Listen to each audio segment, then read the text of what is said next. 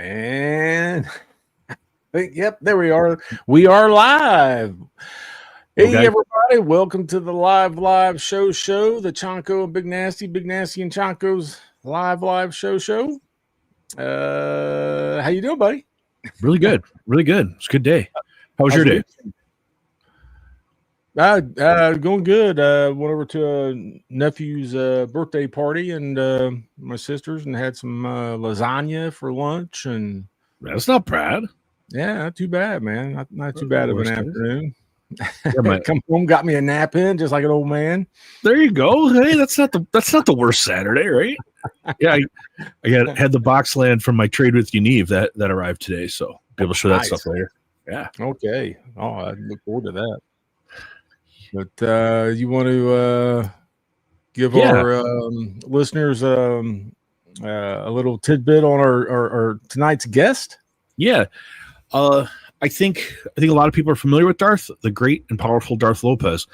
I think a lot of people are aware of Darth's channel. Darth has carried the mantle and has taken it upon himself to deal with some of the trolls in the community, and I think a lot of us appreciate that he has he's kind of he's carried the bins out to the curb on a Tuesday when it's trash day, and he's done it very, very well. And also, yeah, really, he friend of the channel, friend of the whole crew with Biggie, and I think we got to know him on Biggie's channel. And yeah, let's. He's a fellow Hoosier too. He lives close by me. Maybe we should go ahead and bring the great Darth out. Bring him out, and here is Mr. Darth. Hey, Darth. Welcome, Darth. You're on mute there. Oh, yeah. Thank you. There you go. Hey, what's up, man? Hey, thanks for doing this, buddy. Yeah. I appreciate it. I live in the area via Los Angeles, California. That's right. We talked on your show the one time that kind of we found out we were neighbors. I think on Biggie's show. Correct. Yeah. Good old Biggie. Biggie is YouTube. Thanks for doing this. Yeah, no problem, man. It's going to be fun. But I think first we're going to say hi to all the people, all the viewers in the chat. In the chat. Yeah, let's see here real quick. Got K Munin. Yo, KM. K Munin, buddy. John Harrison. Hey, John. Welcome. Yeah. Glad to see you. Got Big Matt. Yes, Matt, sir. The great Bills fan there. Fellow Buffalo Bills fan. Yeah. Second Floor. Yo, from New York. That's a good name. Second Floor Comics. The great Stevie D. Stevie D's art is improving, by the way. He's getting a lot better. Yes, it is. Getting his own groove. JSS, John? No, JSS. Here, buddy. Did he win Model of the Year? He did. Yeah. Okay. Cool. I voted for him. Yeah, me too. I honestly didn't see the show. Johnny. Yo, Johnny. Glad you're here, Johnny. And let's see, that's it for right now. They'll be trickling in as we go. Yeah. We'll say hi. But, so we normally start with kind of the same couple questions. The first question is, how did you get into collecting? And the second is, what made you start a YouTube channel? Sure. So I'm 49 in December. So elementary school. I don't think I could ever remember when exactly did I pick up a comic, but it was just relevant in my time in my school. That's kind of where it started. So we're looking mid 80s. So we're looking before G.I. Joe time. So 83, 84. Yep. Maybe. Right before Spider-Man 300. So it would have been around the Hobgoblin stuff, Punisher #1, sure. Unlimited, right? So I can't say, but I know in elementary there was a PE teacher whose son would go get comics for us. That's cool. Remember back then it was 50 cents, 75 cents. So we give him some change. He'd go to Golden Apple in Los Angeles and get his comics. So I got to put that year around 84, 85, 86 maybe. Yeah. Man, I remember those comics around that time. That was New Mutants just started around that time. It was Punisher #1 off the spinner rack that got my eyeballs. Right, when the Unlimited, right, when he's hanging over the balcony with the bazooka. Yes, that's when comics. That's when comics became for real. I love the Punisher. I always say the anti-heroes were my favorite. There's Big Lyle. Yeah, and he is. I had Wolverine over him, but I got to be honest and got to be true to myself. That I might have got FOMO'd into that, but no, it's Fred Castle's. I think #1, and it's gonna be #1. Yeah, honestly, I was always a big Punisher, Batman, Wolverine, Ghost Rider, stuff like that. That's what I like. Heroes, man, it's always my go-to. Yeah, dude, he's slept on recently. People sleep on that Jason Aaron run and a Punisher Soviet run. Yes, I think a lot of people are specking on it right now because he's supposed to show up. I guess in the Spider-Man movies. I heard. Right. We'll see how that goes. I mean, I think Spec is not what it used to be. Yeah. But it'd be interesting to see what they do with him if they use him, how they're going to use him in the MCU. Yeah. You know what I mean? So that'd be interesting. I don't have a lot of faith because there have been so many bad movies, but I hope they do it right. I hope they do all of this right. I'm sick of not liking the movies. I want to go back to liking them again. Yeah, it's been kind of a bummer. I mean, I don't dislike some of the ones that have come out as much as others, but yeah, it's dropped off tremendously. Yeah. So we'll see. I think it all comes down to Doomsday, right? Yeah, that's big. If they do that right, I would love to see Doom pull Thanos' head and spine off. That would be great, dude. We'll see, man, how they do that. Yeah. I don't know. So why YouTube? Why did you what made you decide to start YouTube? Dude, I've been watching YouTube since it's always my go-to story. It revolves around Prometheus.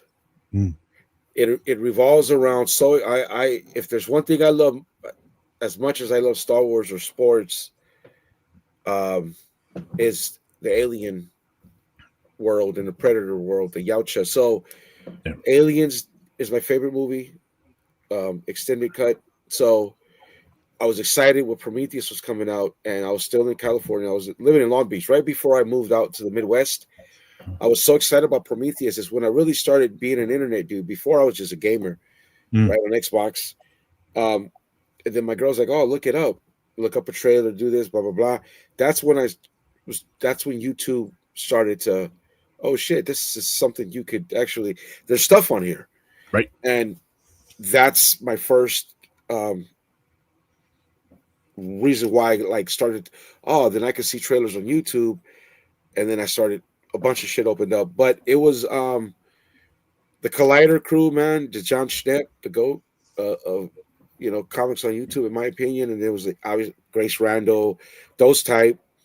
Then I moved out to the Midwest around 20, right before the pandemic. I think it was your usuals, right? A little bit of Comic Tom,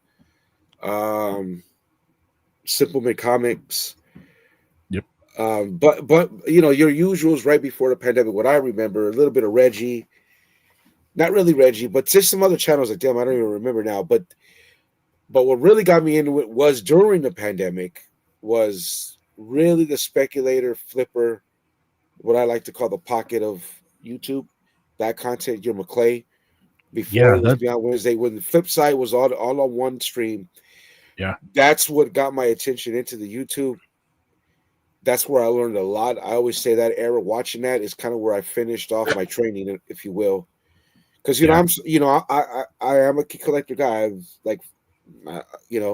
those things don't bother me. I'm a collector guy. When I came back into the hobby in 2015, those apps were useful. That what I was watching on YouTube was useful because I got a crash course. Yeah, YouTube was instrumental for me when I came back. I'm Me keeping too. it a buck. Yeah. And then so I discovered that channel, and then then I learned the art of digging and flipping and second prints and just use stands and how to look for value and this and that. And Right. I met some people over at Renovision, and then they eventually gave me a shot for me on YouTube, and that's how it got started. Yeah, I was. I know we talked before about kind of the Flipperverse and our friend McClay. Yeah, what a great guy. yeah, And he was on the channel before. He kind of talked to us, told us a little bit, kind of that whole history, and then the start of Beyond Wednesdays, and I knew mutual friend there, and the great Brian McClay. Yeah, solid dude, man.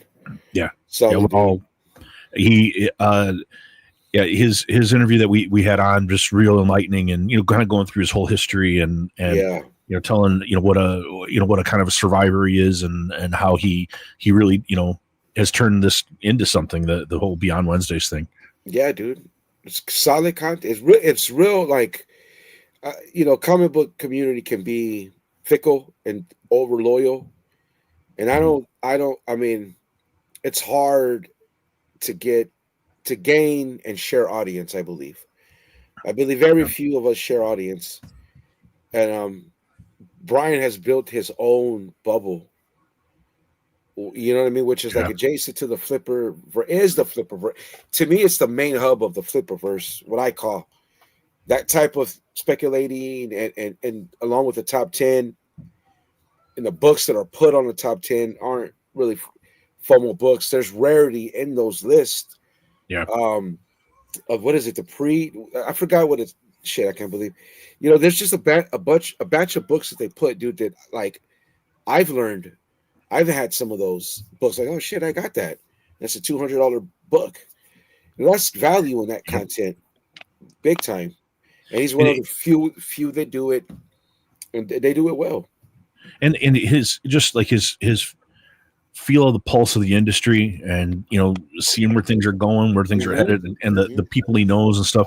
Yeah, I can't say enough good things. I really think that even what he's doing now, I think he's only scratching the surface. I think that's going to be the biggest comic book show on YouTube at some point, in my opinion. Yeah, I think his growth pattern.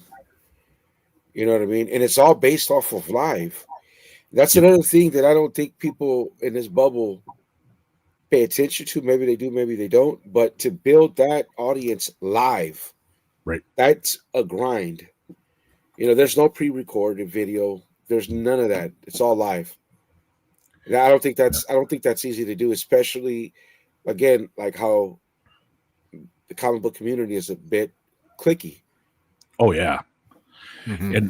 And he does like 3 or 4 live streams a week, or like many hours. Yeah, just really great stuff. I think that's another question. So as we start to talk more about like the kind of cliquey stuff, and Brian and Beyond Wednesdays, they do the drama report. Yeah. And they've even included a video clip of you as part of the introduction. Yeah, of the drama report. That's old ass lore. That's dude. It's like that was some stuff that happened. And then so I had no channel or nothing like that, so I just did it off Instagram. Yeah, and he clipped it. Yeah, I wanted to ask you about that because I know there's like there were a couple of individuals in particular who were really causing a stir, and you took it upon yourself to take out the trash and handle the business. I tried. I tried. Yeah. What made you decide to be the one that you were going to take that on your shoulders and deal with these specific people? Well, yeah, you know what, man? Like, so when I had the disagreement on the channel that I was on, it kind of sucked because I was thrown aback because I like, damn, dude, we're just comic book guys, or we're just regular people trying to talk comic books on YouTube, and just the behind the backstage stuff on the channel that gave me the shot, I was always uncomfortable with, even when I did it, and so that happens, and then I don't know, I'm just a little anger, bitter, but it went well because Furbert the Nerd, gave me a shot, and then I discovered Biggie and all that, and I didn't know of Sticky Goose, dude. I barely knew him. I think I might have remembered he came out on an early drama segment with Beyond Wednesday, Mhm. and then the more that I was kind of branching on my own, discovering other channels, then I got into that lore with him and all the channels he took shot at, and I was like, damn, dude, there's a guy making fun of people, nobody's saying anything. Yeah. And that's pretty much what was the gist. And in 100% transparency, when I was thinking about doing it, I was like, if I do that, the channel that I'm going to do it on will be dead. Will never grow. Mhm. And I was like, and I have to be comfortable with that. And so I think for a month I lingered on, and the buddies that I call now that I've been friends with for over a year now, like the Whisper Show, like, man, just do it. Who cares? Mm. It'll be funny. And so I did it. You know what I mean? And I was like, well, let me just troll this guy, see what happens, and see where it leads, right? I never intended to, like, it was supposed to die with Sticky. Never had any intention with the other guy Yeah. or the other guy. It just worked out that way. And then I just got into it. I was like, well, if I'm doing it, I might as well go all out, right? How much do you think the Sticky Goose thing is an online persona, and how much of it is actually him? To me, I've always felt like he's just playing a heel and he's just trying to get views, and this isn't really him. He's just playing a game. My opinion, I've changed on that way of thinking. I think it is who he is. Oh, yeah. There's a bit of a lot of insecurity, some Yep. narcissism, some better than you guys type of situations. And he's just for the comic book community now. He's just too big of a channel to it's just, it is what it is, bro. Like, I don't think we're long past the Sticky Goose effect, but the dude's a presence in this community. It's hard to get 300 subscribers, let alone 10,000. right. He's got what, 15, and so his place is here, and it just has to be accepted. But I just think he's an amalgam of what he is, of what you see, and he said as much as a reason why he can't have friends. I just, that's why he is in his own way stuck what he does. What a terrible thing. What a terrible thing to have to live that way. He gets views. Yeah, but you still have to live with yourself, right? I mean, yeah, you do, but you do, but I think he's self-aware. To me, it's like how horrible of a life must you have, to want to come on YouTube and jack with other people. To me, you have to have such a horrible personal life that this is a way for him to get, like, he has no control over his own personal life or things going on in his personal life. But this is a way for him to just come out and want to try to, troll and bully and all this other crap. It's like, you got to be a really horrible person, if it's not. But you made him tap out. I put pressure on him, and he knows it. But it's just, I don't know, man. One thing about the dude, like, I would watch him. Like, that's one thing I want to know, just why, like, the real reasons why you went that direction with your channel. I'd like to know. Like, I know that we could use the excuse to say comedic purposes. Oh, I was just playing, or you guys are too sensitive. No. But to be honest, man, in this bubble, it's just not. People in the comic books aren't I feel aren't meant to be like trolled in a certain way. But then again, we are human, so it happens. So what happens in the comic book community, like like half the people don't care. Like somebody said, just ignore them. Yeah, that's the only way to um, not care. Ignore him. Ignore Ignore it. Razor. The guys that never like me, ignore me. That's the only way you fend off a troll. That's you. A troll wants to be mentioned. You know what I mean? If I troll some guy, I want him to respond. Right. And it works the other way. If you don't care what the troll has to say, then you don't watch. You just stick to your content, your lane, and you don't care. And there's a lot of people in this bubble that feel that way. So, yeah. Now you brought up the other name, and this is more of a recent one. And I know, different people used to be, friends with Razor. I don't watch his stuff, but I've only seen kind of the fallout of what's happened. And I mean, to me, his thing seems completely different than Sticky Goose. Like he it seems, in my opinion, that he's really he's almost like having a breakdown, or he was. It's a crash out. It's a complete crash out. Yeah, dude. I don't feel sorry for him, because you talk about Sticky. Okay, fine. He's worse than Sticky, man. Sometimes, pretty much. Even in before the roast.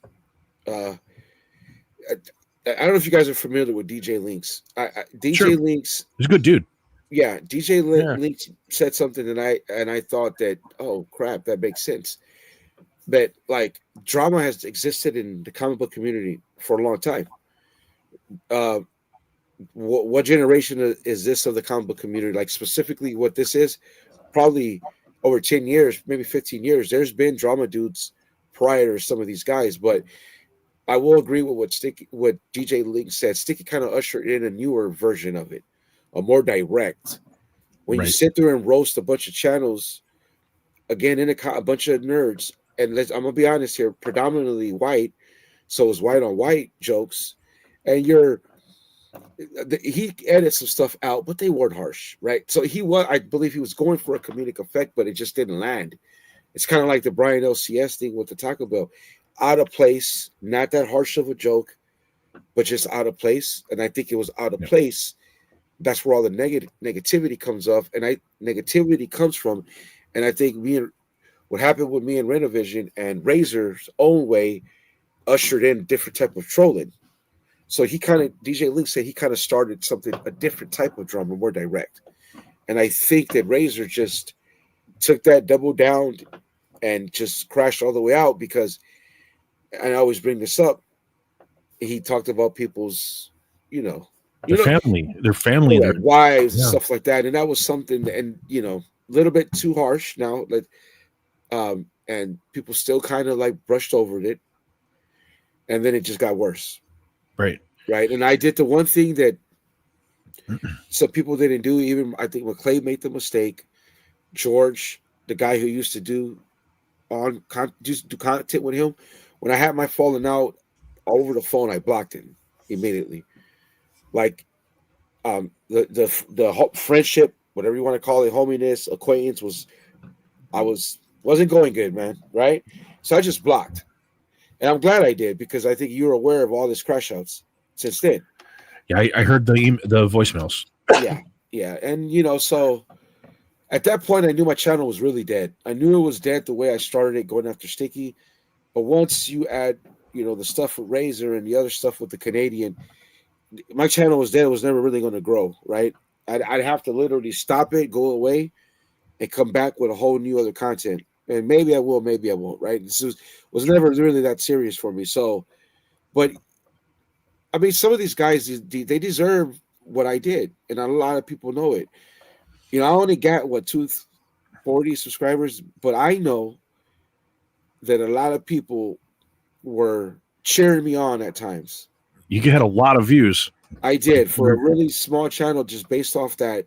It was good. I had its moments. But it's not the same anymore. Even the last video I did, I didn't even want to do it. Yeah. I just did it because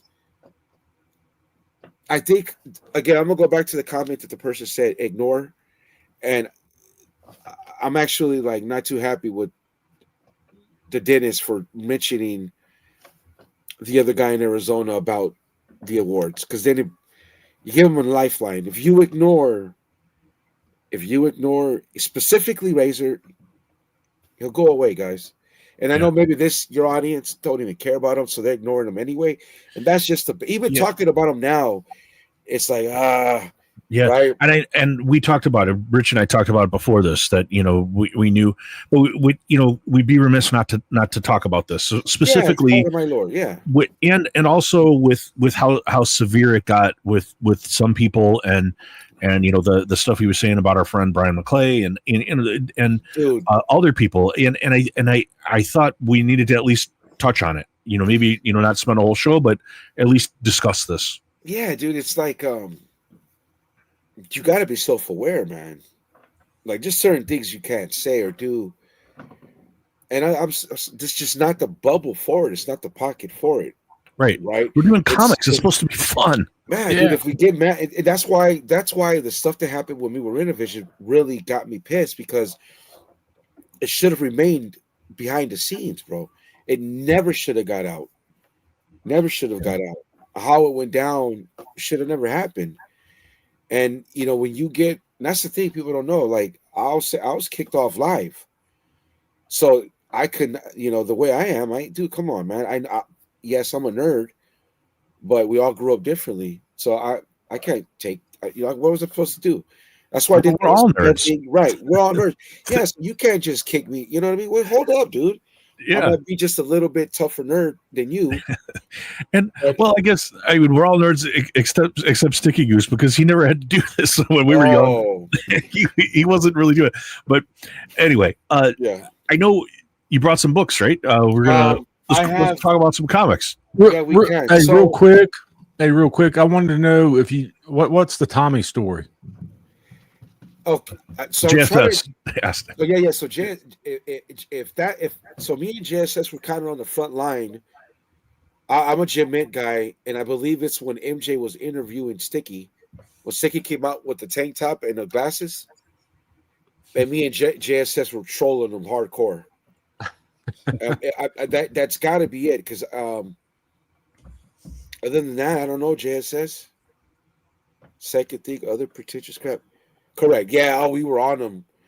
That's when And look, either that, I'll say this one last thing about that guy. But at the same time, he is somewhat of it. You can't be dumb to be a dentist, right? So he's very aware of what he does, and I think that's what gives him a lot of strength to do what he does because he's self-aware. You have to be See, Razor's not self-aware, right? Sticky is self-aware. And knows his audience. Razor, something. Yeah, that's completely a different thing. Different beast. Yeah. Yeah, these are actually what I'm keeping. Okay. Right? So, but let me share these, dude. I have all my new books are in a pile. Again, I'm going digital, man. Everything has stopped. All my absolutes stopped. All my Newton books stopped. The only floppies that I'm getting is the Energon Universe, Something's Killing the Children, the book Jacob Phillips. I always get the name confused. Everything's Dead and Dying. Oh yeah. A lot of people are really into that. Our friend Johnny's really into that one. Oh, I read that. Texas Blood was fantastic. And the Little Bear. What we do beneath the trees nobody sees. Oh yeah. I'm gonna finish those. I'm gonna Something's Killing Children, right? I'm gonna finish out.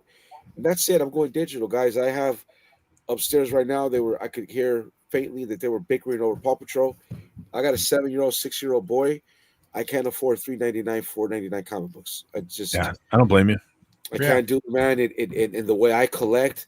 We were talking about Transformers Backstreets, the Energon. Yeah. I bought every freaking variant to issue 1. I got like 2 copies of every every reprint. So if there was a issue 7, I got 10 reprints of issue 1. Wow. So that's my addiction with comics in the modern era. I can't afford that no more. right? Those are, I think those have a big future because that they are making that Energon universe into a cartoon. I thought.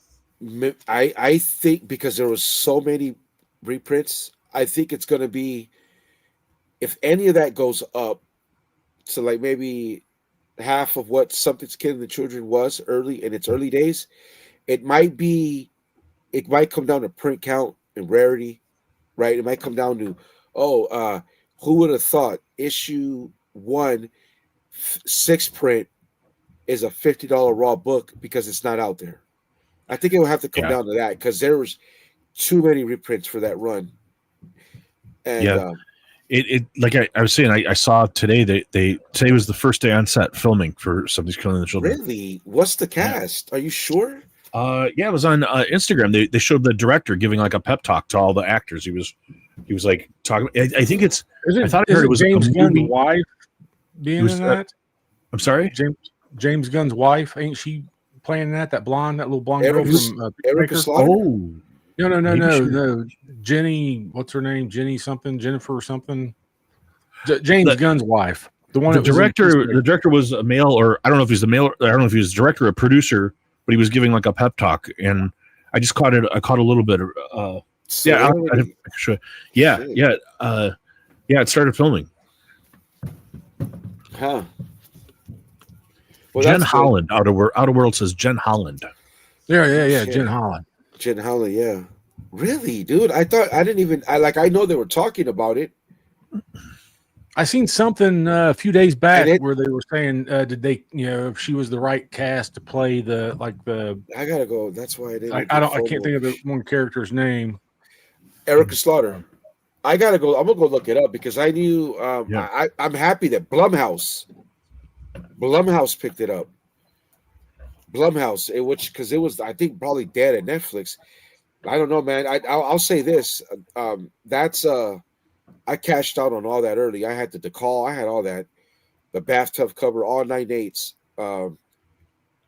That's going to be interesting how they're going to do that because it's literally the monsters are eating children.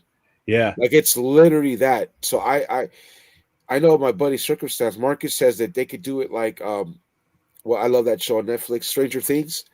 Yeah. But the monsters literally eat the children. That's why it's called that.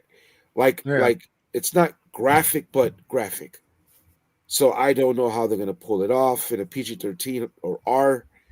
Because I would think that you can't have kids being eaten. I don't know.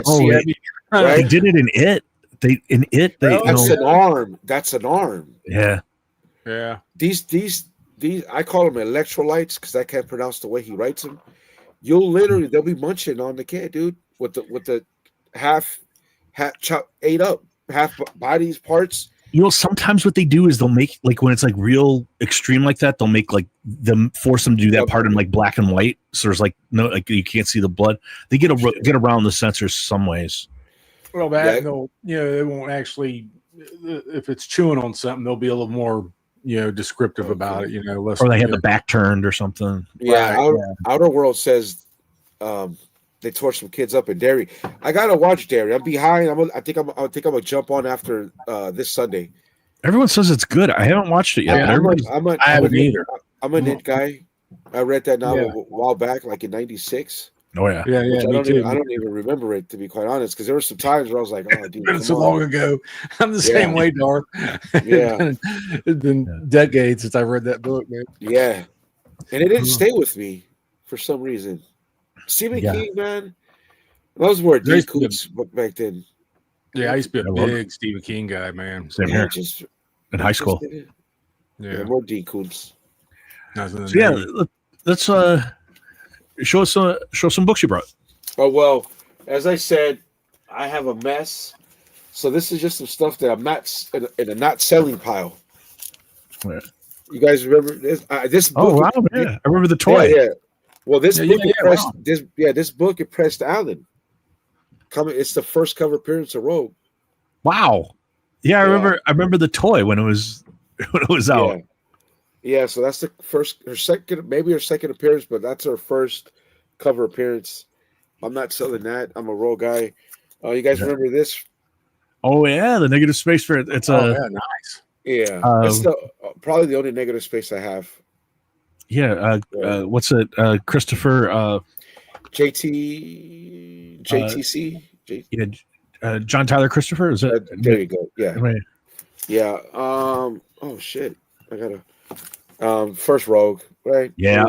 Oh, nice. Classic. Yeah. Classic Not a issue. newsstand though, so I don't like that. And then I was reading these. This is kind of when X-Men were kind of dead in the water when they were doing X-Men Gold, Red, Blue. Yep. This is just they got married. It's just dope cover. I think it's second printing. Still cool. Yeah. Very cool. Yeah.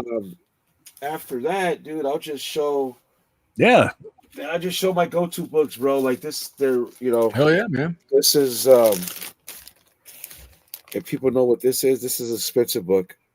This is Excalibur. I don't know that one. Yeah, it's Rogue, Russell Dodderman. Oh wow, are those all Rogue variants on the cover? Yeah, it's called. These are called. Fuck, I forgot all age. I forgot what they're called, but they're Russell Dodderman books. Yeah, he's done a bunch of them, but this is the most expensive one. This is rare. Nice. You can call it a ghost, hard to find. Pandemic book, classic flipper shit. Their print count unknown. You're not gonna find it. You're not gonna find it in a store. It's a $300+ raw book, about a $800 to $900 9.8. Cool. I think we all liked Rogue in the cartoon with her voice and everything. I remember being wow. Yeah, yeah, I am. I actually prefer indies than Marvel and DC now. Like I said, everything's dead and dying. A bunch of stuff. The Lemire that was at DC. That was Image. Lemire. I read a lot of Boom. A lot of even the what is it, APW type? Yep. Right? Is it APW? I think. For me, like Image is just crushing everything right now. Well, Image is so good. Dark Horse was kicking all their butts maybe about a few months ago. Dark Horse was kicking Boom and the other one and Image. Yeah, IDW. IDW. What's the other? Some of the other ones. Yeah, I've shown these. Yeah, I've shown these like over and over again because I have not picked up a book from eBay in months. I'm pretty stagnant right now. I'm not making. Right. This is the wait. Is it this? Yes, this is the last big book purchase, I guess, if for me for the year. This is somewhat rare. Nice. It's what's this dude's name? Should be on here. Paul Renard. Okay. It's the Venomized variants from I don't know 2030 the Marvel Now time. I think. Oh yeah. Something like that, dude. Psylocke Venomized? Yeah. Cool. Variant. It's like a 1 in 50. Yeah. It is rare. My light doesn't want to work. Psylocke. Yeah, you guys know these. Yeah, Psylocke. Oh, yeah. You guys know these. Yeah, these are huge right now. Everybody's buying McFarlane right now. Oh, yeah. This one, no. This one's such a kid. Really? Yeah. Wow. 9.4. Nice. I remember where I got it. Very cool. Glendale Galleria, Northeast LA on the other side of Dodger Stadium. The Glendale Galleria at Walden Books. You guys remember Walden Books? Yeah. Yeah. I'm sure they were in the Midwest. They were a national chain, weren't they? This is a newsstand. Yeah. It's one of my all-time favorite covers. I just traded mine. In a huge trade. This one? Yeah. Mine was a 9.2 as well. I traded it in a big trade. And they obviously dropped some magic cards, but they're not worth there's a banger. Yeah. There's a banger. Yeah, dude. Nice. Sausage. I had a 7.0. It was a purple label. Yes, purple. Was it purple or green? It had the mark. It had the controversial. Remember when they would take books back in stores? They would mark them because they were returning them. Okay. And it had that mark at the top, and because of that, it gave it a purple label. Yeah. Because green is what? Missing a cover or some shit? Green's missing something, or it can be like if somebody like back in the day, if they signed it and it wasn't witnessed, they would give it a green label. But you can take if you got one of those, you can send it in and you can have the autograph verified now. Oh, and it'll get a yellow label. Yeah, Banger. Yeah, huge book. I had my son. He's 7 now. He ruined my the same. No, that was at a 3. Wherever that one was, I don't remember. But the same newsstand that I had as a kid. I walked away to get coffee. By the time I came back, it was dead. He killed it. I was going to put it in a Mylar, and I don't even have. I remember blaming it on Mylars because I didn't really care for Mylars. I didn't really.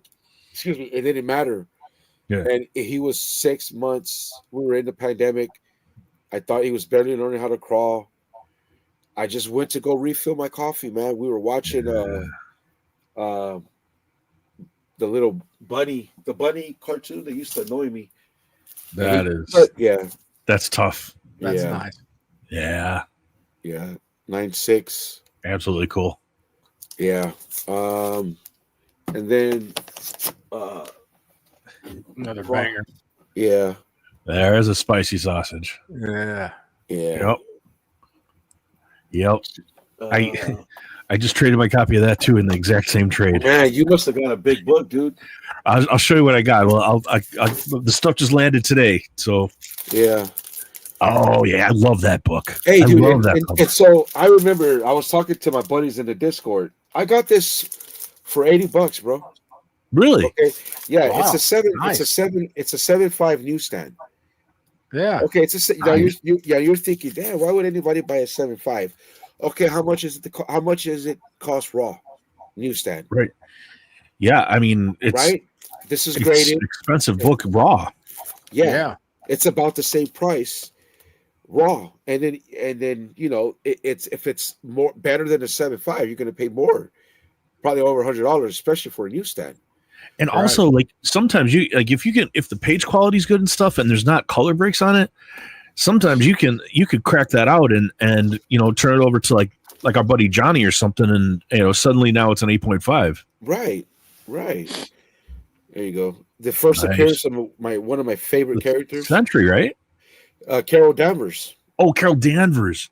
First appearance. Okay. Oh, the old Sentry. I thought it was, but yeah. Okay, cool. Yeah, I'm a huge Carol Danvers fan, and then I'm sorry. It sucks that they ruined her movie. Bad casting.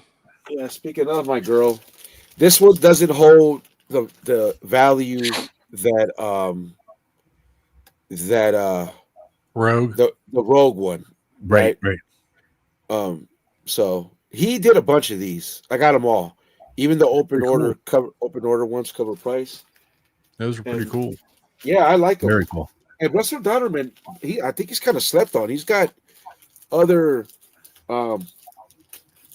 interior art. He's got good covers he's done, I think. And then this I'm selling. Oh, banger. Yeah. Banger. I want to sell this whole run. I want to keep my giant size, sell this and the entire run all the way to 544. Yeah.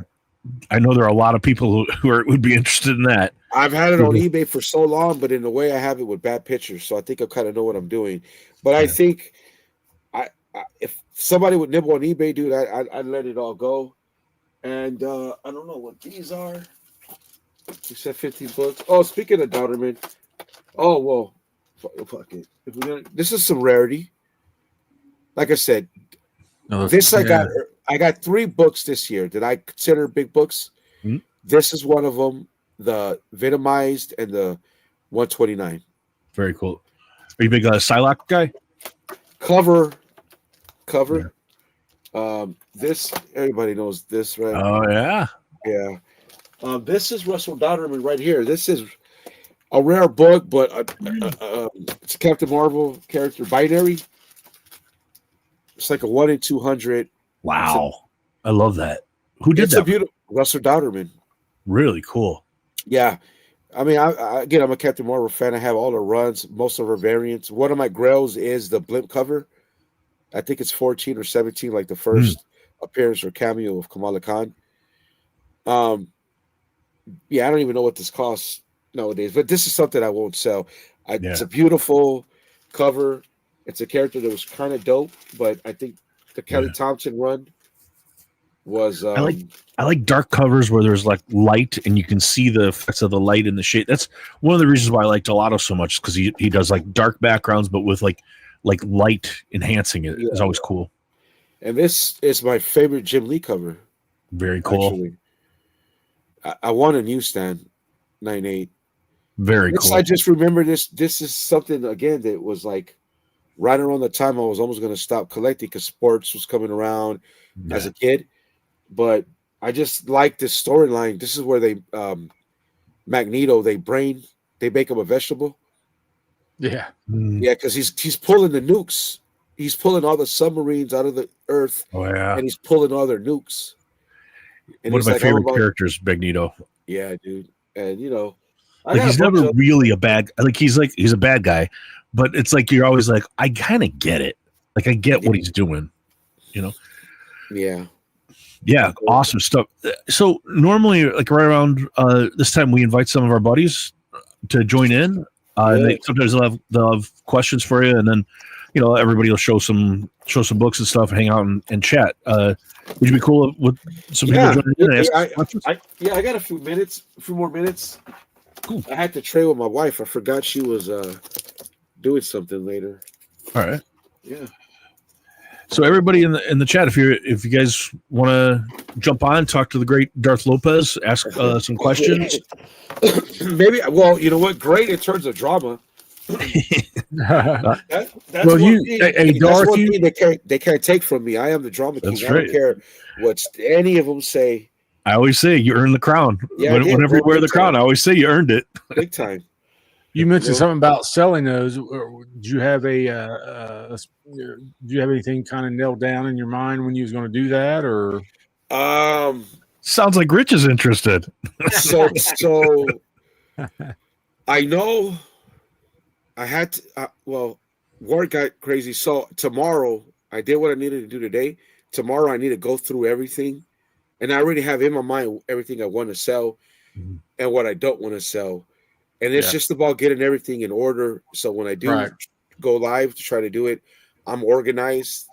And the thing is that I'm a collector first, probably, like the bulk, even though I like to flip and hunt. But when I collect for myself, it's full runs. Right? I follow myself in that way that I got to have the full run. So I have a lot of modern stuff. But like I said, I got the whole X-Men, all of it. Bunch of X Factor, bunch of mutant books. I got a bunch of McFarlane books. So I got 298, 299 that can go. McFarlane is so huge, right? He was doing that signing, and all his stuff is just popped. There's Matt. Bills, yeah. And Stevie D. Yo, guys. Yeah. Hi, guys. Got some Punisher. I got that whole run. I got some rarity in Punisher Soviet variants. I think Stevie's got to turn his volume down. It looks like he's doing it. Yeah, I turned the TV down. I was watching you guys on TV. Josh Allen. Matt's got his KC MVP of the NFL.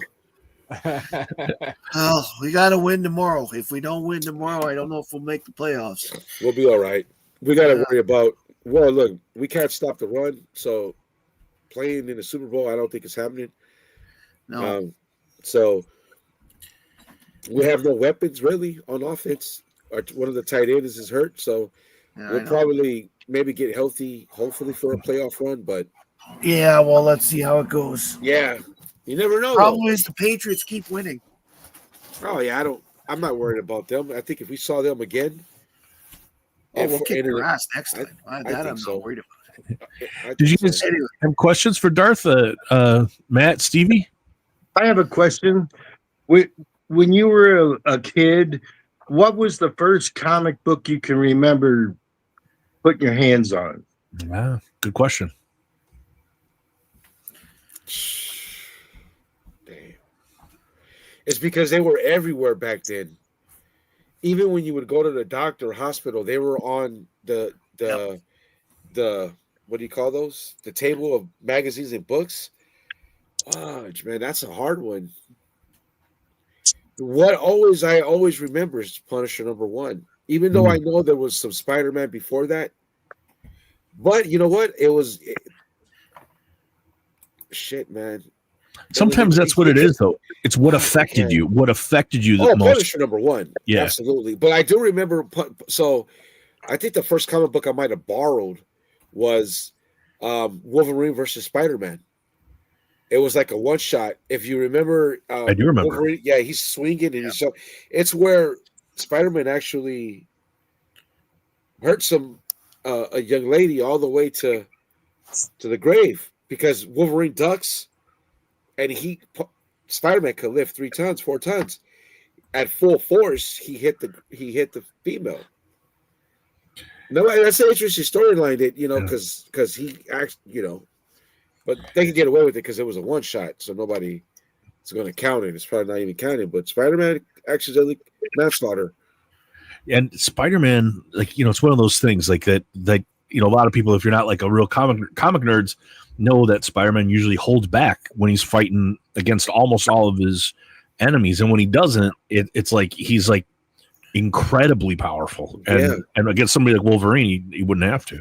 Right. Well, that's one thing I will say about Marvel, the difference between Marvel and DC. Certainly in the 70s, DC characters will not kill. Marvel characters, they may not want to kill, but sometimes they do, and that's just part of the story. Yeah. I think the biggest kill I ever saw was like when there were variations of Earth and the Black Panther had a weapon that would destroy another Earth to keep our Earth alive. And that kind of shocked me because of a whole planet, You guys know that storyline? No. I don't remember that. Mm-mm. I mean, Punisher killed. It's about the time the Illuminati started that group back in that time. Yeah, what I'm saying is the X-Men, as an example, they try not to kill, but when Wolverine accidentally kills somebody, they don't give him crap for it. They don't, threaten to kick him out of the organization or turn him over to the police. Wolverine intended to kill a lot of people, especially like when you get back in his like ninja training type days. He was killing people by the scores. But my point is that Charles Xavier, that to my remembrance and knowledge, Xavier has never said to Wolverine, "Don't kill." No, I don't think so. And I've seen Cyclops, really lay it on people, and that's his eye beams are pretty deadly. Deadpool kills people it's fun. Yeah, that was it. But I always, even as a kid, I was like, wait a minute, Spider-Man, even Captain America doesn't, because he was in the war, doesn't seem to be too upset when people get killed. Yeah. But it's always cool. Hydra. It's always cool to see Captain America and Iron Man go against Hydra robots or something, and they just go full out on them, and like they could on evil villains, Well, that's what I like too. When Batman and Superman realize they're up against a robot, then you get to see them to take the brakes off, and Superman usually ends up just literally hand right through. Doom, done. And Batman, he will sit there and start cutting wires and all the stuff that he'd be nasty. If he decided to kill, he'd probably be the best killer in the world. Oh yeah, Batman. Dude. Yeah. It's like one of those things from like Golden Age to Silver Age and then to modern. Like you see that kind of like full circle where Golden, they might not have had a problem with some of that stuff specifically, like in the war and stuff, and then the Silver Age comes and they have to get away from that, and then there's Biggie. Biggie Shaq. Yeah, What's up, Biggie? There's actually hold on, before I forget, Big, there's a YouTube channel that's called, I think, Contingency Plan. It's basically Batman implementing a plan on how to stop almost everybody. Michael Myers. That's cool. That's really cool. He's Pinhead. Dude, I've been stuck on that. Before I go to sleep, I'll crash out to a few of the videos. It's animated. It's Batman, and I don't know how the guy does it with AI. I don't know what he does, but it's realistic. And dude, the one where he stops Jason Voorhees, bro, it was interesting. You mean there's like they're like little short films, aren't they, Darth, or something? Or what? Yeah, I think they're about up to maybe 20 Batman's minutes great. sometimes. Yeah, I've seen some of those. Those are pretty cool. Dude, yeah, the way he had to stop Voorhees and then still couldn't stop him. It's just a containment plan. Yeah. Like he's just eternal. Batman, Yeah, second floor. I think you said it was contingency plan. Second floor. I think so, bro. I think so. Contingency. Yeah, I love that when it's always like the big nerd debate. It's like who would win, and you say Batman, and then the next question is, well, does Batman have time to prepare? It's always like the next I think question. Batman is one of those guys. He's thinking of 5 different things at the same time. That's right, and he's already thought of it too. A lot of it, like Well, so in the in let me try to find it. So in those videos, he's literally Red Fox. The way he's explaining, like really, the cadence is like so robot that he's literally saying, okay, I have to use red this light because. So what he did was he realized that Voorhees, what gave him his power was the lake and remembering his mom and blah blah blah and a bunch of other stuff I can't really describe, and that's how he was able to barely slow him down. And so he's fighting back. He's hitting Jason Voorhees, and he's saying, "This would rupture the cervix. This would rupture the spleen. Does nothing to him." Jason hits him once or twice, broken rib, broken knee. This would kill any ordinary man. Blah blah blah blah blah. It's dope as hell. I'll find it though. I love that part about Batman, and I like when they get into that part of his character about how shrewd he is and like how smart he is and how he overcomes things like that. It's one of my favorite parts about that character. Well, that's what I like about him because he is so dedicated to stopping crime, to stopping injustice, and not killing while doing it. He really thinks things through. But he has no problem with like maiming a guy or something. Like he'll toss you off a building to make sure you live. Even into the 1970s, Batman was always could on occasion say, "I'm not going to kill you, but I don't have to save you." Right. I'll break your hand. He doesn't have any problem with that. Yeah. Oh, he loves it. Doctors love Batman. He says them all the time. Yeah. That's one of my favorite parts of the character. And yeah, when you hear like second floor, I think was saying, he already has plans for the JLA, and like and he has to, right? Because somebody has to, in case somebody goes rogue or gets mind control. Somebody has to have some kind of a plan. That's the one thing. And pre-crisis, actually, Superman had the attitude, and I'm telling you right now, it was shocking the first time I read it, but it was consistent throughout the whole. Certainly during the Bronze Age and the Silver Age, Superman would not kill, but he didn't begrudge anybody else the right to kill if there was no other choice to save them or their loved ones.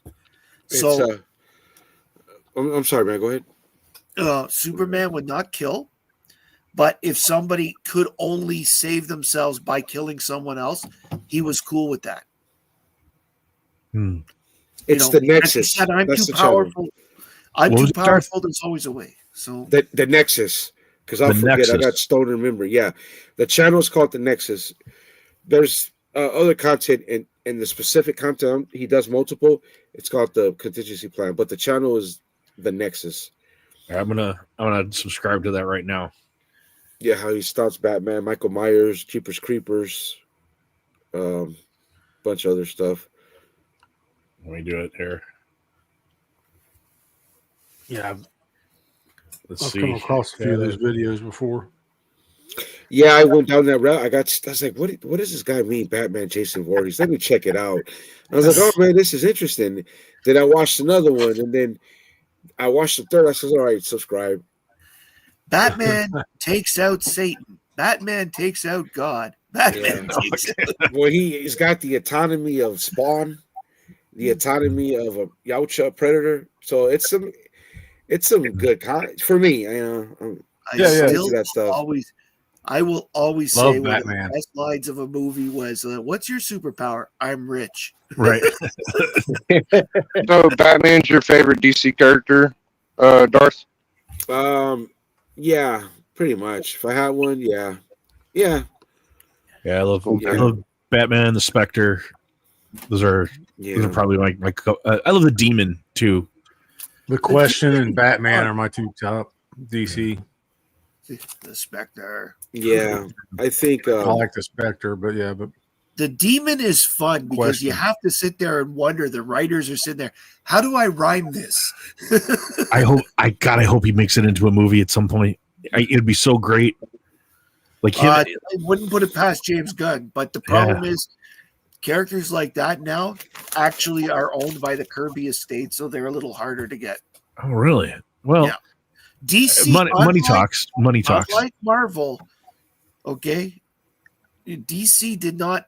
When in the late 70s, when Jack Kirby asked for ownership of his characters, they gave it to him.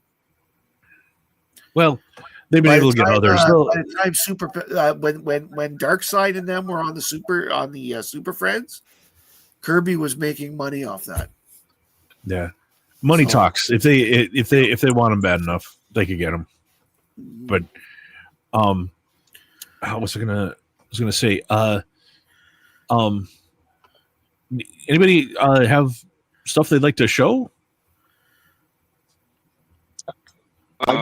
I got an Iron Man set. It's kind of a comedy set. Show it, Stevie. Okay. All right. This is what if Mickey Mouse and friends were the Avengers and Mickey Mouse drawn as Iron Man. Okay. That sent me down a rabbit hole, and this is my newest one. The artist on that was Jurgens and Breeden, and this is my newest one. What if Donald Duck? I love this cover right here. Was Iron Man, and this is Scotty Young. Yeah, I was gonna say that might be. That looks like a good cover. Yeah, and since it's in that vein. There's Howard the Duck. It's Iron Man. The Iron Duck. Yeah. Dude, Gene Colan. And I had this book about 2 years ago, and it was a 2-part story. And I got the conclusion about a year ago, so I had to go back and read the first one. His arch enemy is Dr. Bong. Dr. what? That's Bong. Dr. Bong. Okay. Dr. Bong. B-O-G. For Howard the I Duck. thought you said Dr. Bong. It is Bong. It is Bong. It's like water bong, dude. That's exactly like it. a bong. That's real? Bong. Yeah. Yeah. And that's another Scotty Young. Yeah. But I like the Duck one better than this one. And this is Ron Lim and Israel Silva. And who is that? Mr. Impossible being Iron Man? Impossible variant. Yeah. And this is a Scotty Young Fix-It Shop Iron Man. Oh, yeah. I've seen that one. That's cool. Mm-hmm. And this is Rory Williams, the girl in the Iron Man suit. And let me see.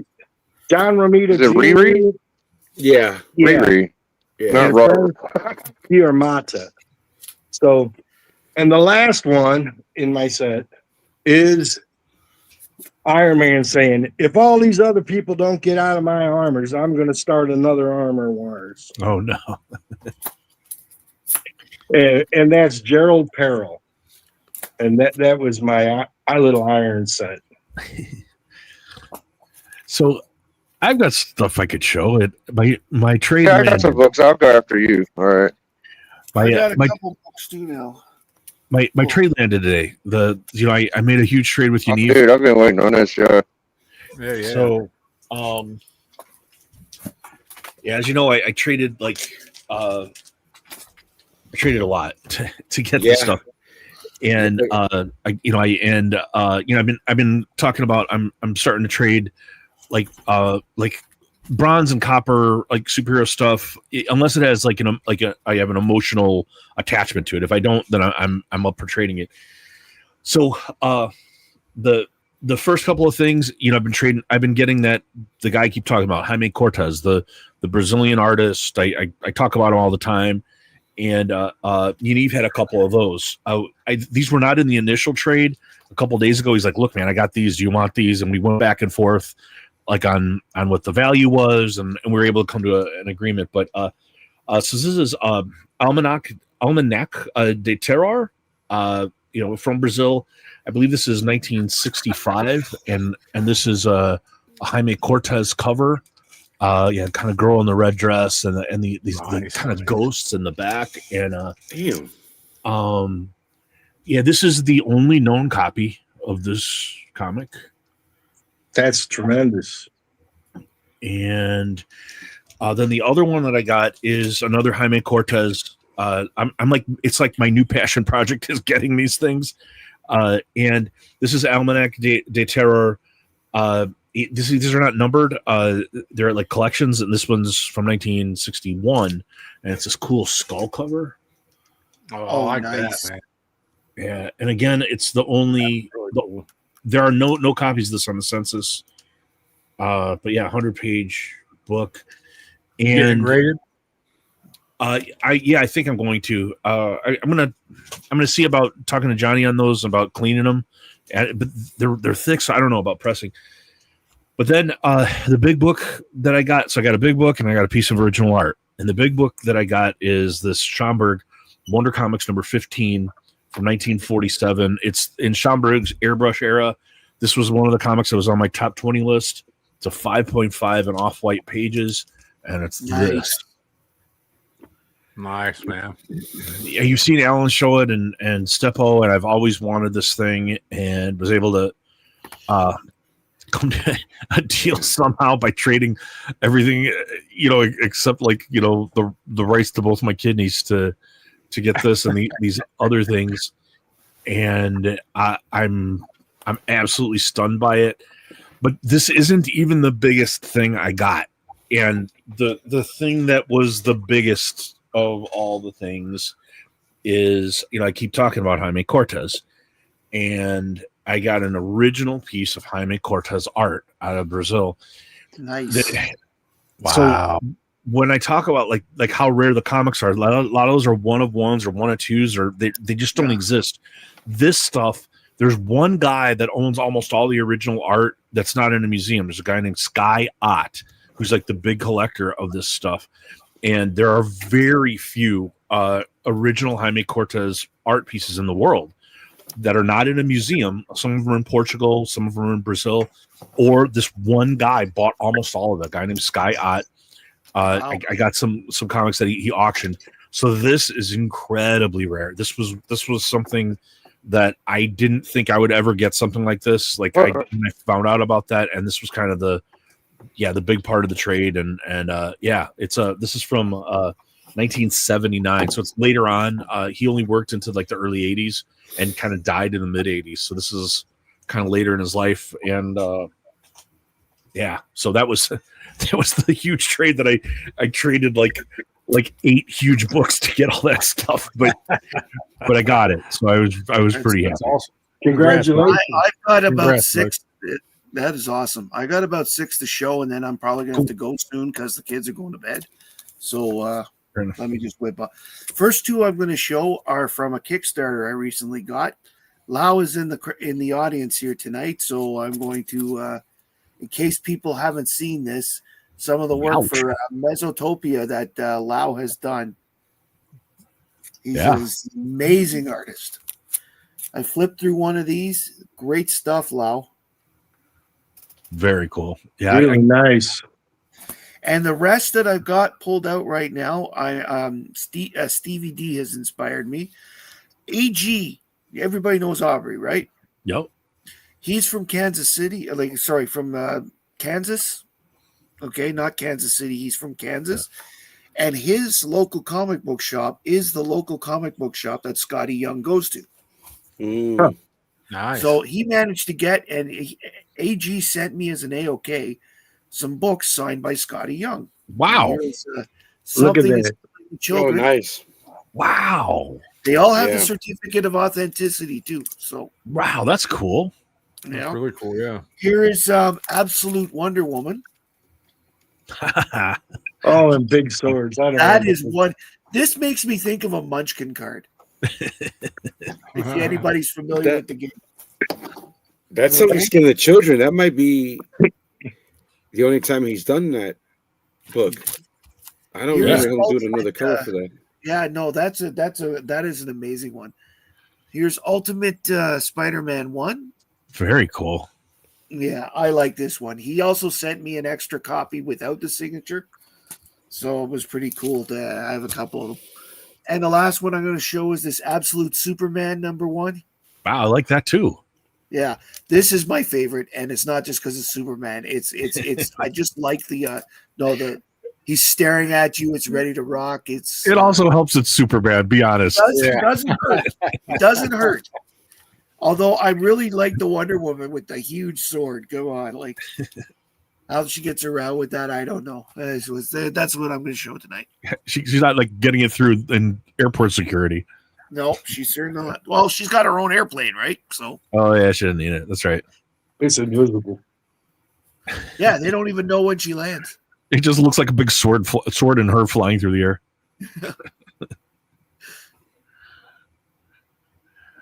You're on All mute, right. Biggie. Inventor of the phrase banger, the great Biggie Shack.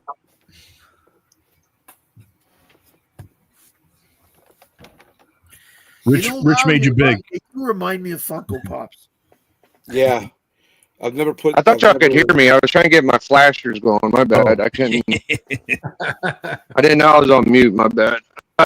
Yeah, my boy Madness popped on tonight. That was very exciting to see my boy. He had some beautiful 1940s DC. Nice. Go check it out if y'all missed it. Here's the third Iron Man. Cool. Oh, very cool. I know Stevie likes that. Yes, absolutely. You got this one? Nasty? No. I have volume 1. No, I don't. I don't have that issue. Yeah. This is my favorite of the gold suits right here. This is badass. Yeah, he's 50 is Stevie's a my- huge Iron Man guy. 50 is my oldest Tales of Suspense. Mm. What a book It's there. like, yeah, Iron Man 1. Gene Colan. The splits cover. Mm-hmm. Yeah, it's People don't beautiful. like it. I think it's great. Yeah, I think it's cool. Yeah, it's awesome, dude. A whole bunch of stories in the background on that cover. That's what's cool about it. People don't notice it. There we go. This is a homage. Oh yeah, that's to Yes. what's the Golden Age? Tales from the Crypt Keeper or something. Yeah, Tales from the Crypt. Yeah. This was on the Hot 10, the real one at least, not too long ago. I think it was Very on cool. Brian's show. Yeah, I like that And one. this is a super clean Jimmy Oh, nice. 134. What a nice first Dark Side. Beauty. Neil Adams. I think this is a Jack Sparling cover, but nobody seems to be able to figure out who the artist is on this one. Oh yeah, that's cool. What's the name? The Wolfman? From when? Mm-hmm. Dell. I don't know what year. 63. 1963. 1963. Okay, well, yeah, they don't even give the cover on at my comic shop. Yeah, the digging I did, I couldn't figure it out, but I think it's Sparling. I've seen it pop up once. I just got these 3 slabs close, so Yeah, There that's you go, Stevie D. huge. That's a triple key. yeah. Was- First, was Was that 55? yes, sir. Iron Man 55. First Thanos, first Mentor, Drax the Destroyer, and Arthur Douglas, Star Fox, Kronos. It's actually like a 5 key. Wow. Star Fox and Kronos, yeah. Yeah, well, I guess I've always And- thought about the Thanos, the Drax, and the third one, his brother, Thanos' brother. You just said it. Oh, Apparently, it's Gene Mentor. Colan. Is that who you said? No, I think it's Jack Sparling, but maybe it is Gene Colan. Apparently it's Gene Colan. Don't remind me of a Gene Colan, but that might The work. villains Yeah. are a first appearance too. I forgot to name them for a minute. Bills? The villains. Oh, the villains. Yeah. Star Fox ain't a villain, but The brothers. the brothers. Yeah, Kronos. Oh no, the brothers on the Kronos. cover. What are they? They're like the twin brothers on the cover. It's first They're for the them. Blood Brothers. The I don't know Blood which one. I think one of them's Kronos. Yeah, Oh, okay. but shit, I don't know exactly what the brothers are names. ASM 41. Yeah, Nice. first Rhino. It's badass. Ramita, right? I Yep. like, Yeah, senior. I like that one. And last but not least, old Victor Creed, is that his name? Yeah. Yeah, Victor Creed. Sabretooth? Yeah. Oh yeah. Oh, cool. Yeah. Wow. First Sabretooth. That's badass. Yeah, Al Milgram cover. But I thank you guys for having me. I just wanted to show some cool books on nasties and hop on darts. This is my first time hopping on the guest portion of the show or extras. Yeah. So Yeah. Thanks for stopping by, man. I love those Be old back by, Iron man. Man books, you know. oh dude, that third Iron Man, that's one of the first Kirby killers I got. I love that book, dude. The All right, guys. gold armor. Take care, Biggie. All right. Thanks, Biggie. Yep. By the See you, way, Biggie. before I go to last week I wore Rich's shirt. This week I wore Chonko's. So Good job. you know, Rocking the colors. By the way, what book do you have now on that cursor there, Rich? That nice little black. It's still the same book. I just moved it. Okay, He's gonna move it every time just to mess with Stephen now. I am. yeah, I I'm know gonna, it's gonna drive Steven nuts. I'm gonna be. It's gonna be all over this thing, man. He's gonna drive him nuts. hilarious. That will be hilarious. Okay, thanks everybody. Have a good night. Thanks, All right, Matt. good one. See Have a you good all night. soon. I picked this little ditty up today. Oh, nice. Yeah, go with my foreign copies. I love foreign books. What language is it? Spain. It's from Spain. Oh, it's from Spain. Cool. Yeah, it's King Conan. Nice. But, it has two different issues in it. Both of them were John Buscema art. So the one guy at my LCS, he knows me really well. He was like, "Oh, hey, Rich, we just got this in." I was like, "God dang it!" I was like, "Yeah, I'll take it. Yeah, just put it on the pile." You know. But basically, I got today with a bunch of pull lists because I can never get my pull list till Saturdays usually. So Batman Hush. I haven't read none of these yet. So I just got them today. I can't wait to read these because this has been really good. This Kryptonite Spectrum, I know Nate talks about it. I haven't read that at all. Blue Falcon, Dino Mutt. This is the better cover. This is like cover C or F or something like that. Because cover A wasn't that good, and luckily he had this cover. This is the one that I was after anyhow. So, All right. and then I went ahead and picked up Space Ghost #2. Have you been reading that or? No, I everybody's been telling me about it, so I went ahead and I just wanted to go ahead and pick up that #2 that way before they sold out. Okay. And then the Phantom, they said the Phantom was really good too, so I thought I'd pick it up and give it a try. All right. And then you got the old Red Coat, so Ghost Machine. A lot of people love that. I've never read Red Coat. Everybody talks about it though. I Yeah. read one episode, one issue. It's been really good. The only old book that I bought besides the Spanish Conan was Oh, you got the color forms. yeah, the color form things. It's poly bagged. It's got the color forms in the back of the bag, and stuff. So pretty cool. Yeah, Biggie's the first one I ever saw show this, and I wound up buying it because of Biggie. Yeah, I was trying to remember. I have an indie book that did the same thing, and I can't think of what the title of that indie book was that did that. It came out around the same time. This was from '94, so it had to be around the same time. I'll have to go through my my indie cabinet and and see what I can find. Cool. But Yeah, man. But yeah, thanks, Darth, for doing this. It was, hope you had fun. It. Yeah. Oh yeah. Yeah. And let's know when you ever have your claim sale, we'll promote it on our IG pages. Yeah, I'll promote it on all my platforms, buddy, and let you know. Get everybody over there. Yeah. Why not? Be cool. Yeah, I want to see how it goes too. It's actually, cool little experiment. Yeah. I mean, I got some modern stuff, and I know that the X-Men books, it's one of those things where I don't even know if I'll put them up because I don't want to sell like First Cape Pride, and now the run is incomplete. So I might. I don't know. Talk to the other option you have. Talk to Bry. He buys collections, and if it's like stuff in demand, he pays like if it's like in demand, he'll pay like 70-80% of the value. Like I mean, it's just not a bad deal. Yeah, who's that? Bryce Comics. I just traded I traded with him for a Schomburg book, and I bought stuff off him. I think he's really fair. But yeah, I mean you don't even have to sell to him. You just he'll give you a value on it, or like what he would pay. And he pays for shipping, does the whole thing. You don't have to worry about it. That's just an option if you wanted to do it. Yeah. Thank you. Yeah, man. And he's a good dude. I mean, he's an honest guy. He'll tell you exactly what he thinks.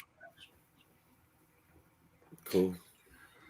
But well, all right. Well, I guess with that, thanks everybody in the chat.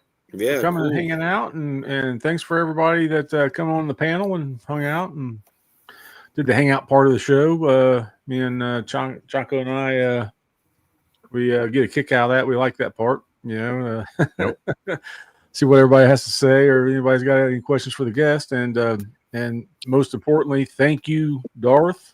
Yeah, for doing this, man. Thank you guys. Nice to meet you. Nice to meet you. I greatly enjoyed this.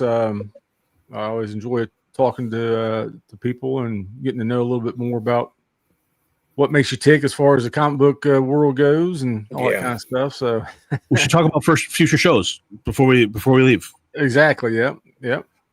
So we just confirmed next week we're going to have the great and powerful Yaniv on, and he's if you guys don't know Yaniv, he's a dealer. And he deals in like the guy I made the trade with for all the like I traded the stuff before I even had the stuff. I even had the stuff back. He had some of the books on a live stream. He was selling some of the books that I sent him before I even got the books back that he was sending me. And he's like, he good guy, honest guy, but he's a businessman, that guy. But he's going to show some of his personal collection, which I don't know that he's ever shown. So that might be kind of cool. I know he's got a lot of original artwork, that kind of stuff. And then the week after, we're still waiting on the total confirmation. But I'm like, I would say we're 85% sure, 90% sure the week after. We are going to have on.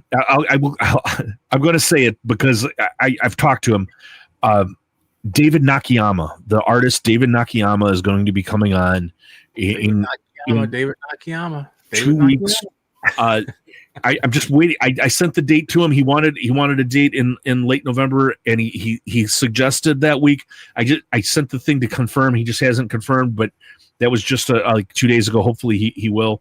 And then talk to Nathan Zierdy. Nathan Zierdy sounds like he's going to be on in December, and a couple other things. The guy James from Shawshank Collection, I think, is coming on, and also I talked to Tim Vigil, and we're going to try to get Tim Vigil on. Nice. Sounds great, man. Yeah, it's going to be a good next month of shows for sure. It's going to be awesome. Darth, I was going to ask you got anything else you want to promote or anything you got coming up besides the? No, just that. Just that for now. Pretty much. Channel's pretty much might go hibernation for a minute. Come back different. I understand that, man.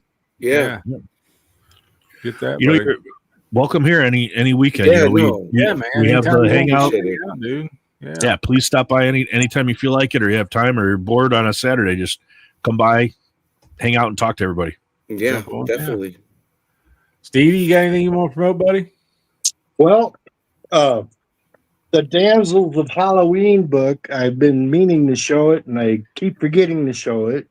Yeah, Yeah, you got that last page, man. I'm going to send my copy to you so I can get you to autograph it. This is Adam, Yeah. which is great. In the book, I'm the youngest artist because, at 60, I'll be 66. And that's Hey, Cecilia. You're a published artist, Stevie D. You're Right. good job, Stevie. man. And I wish Matt was still here because I did Matt today. Great work, man. It's He's hard. gonna love that. Yeah. It says Matt likes comics because I could not figure out how to draw the S inside of Agree on that one. the Sure, S inside of yeah. Superman. It's super hard to Matt figure likes out. comics in the diamond. He's Really gonna love it. easy. He's gonna absolutely love it, man. And That's great. there was. Oh, I wanted one funny thing. Rich sent me some swag, and I put it on my water jug. Except for the longest time, it was in this little plastic wrapper that I did not want to open because I wanted to keep it like in a bag and a board. It was like one of the Preserve comic it. book. Yeah, that's what they're used for, buddy. Yeah, get that. Whatever thing you out. want, man. Yeah. Awesome, man. Well, Thanks again, for having thanks me, Rich. everybody. And Jonko. Yep. Thank you, Thanks Stevie. again, everybody, for coming by, and thanks to Darth and everybody in the chats. And with that, Thank you. we will. As a joke, how will this play? You're up. It's a live show. Oh, oh. It's a live show. Oh, no. Just wait, cause it's not just a live show. It's the live show. Yo, it's a live show. Oh. It's a live show. Yo, it's a live show. Oh. It's a live show. I take it back. I love it. I didn't like it before, but I love it. That's from horrible. So stupid. That's from horrible jingles and horriblelogos.com. You can go on there and from Brian from Beyond Wednesdays. They were doing it first, and I seen it. I was like, oh, I gotta do that, man. So I sent the guy some. You send them. I think it's like $25-$30 or something, and the one guy does a jingle and another guy does the logo, and I just love it, man. I didn't like it the first time I saw it, but I love it. I love it. It's so good. It grows on you. It grows on you. Yeah. It's very catchy, man. I love it, man. It's so dumb, but it's funny. But, I had forgot to show when I brought up Dr. Bong, the chat went wild, But I had the first appearance of the Sage on Gru, and on his walking stick, he's got looks like a glass bong. To me. Oh, jeez. That's the first appearance there. Well, on all that right, note, guys, we'll get out of here. Everybody have a good night. It's a live show. Oh. It's a live show. Oh, no. Just wait, cause it's not just a live show. It's the live show. Yo, it's a live show. Oh. It's a live show.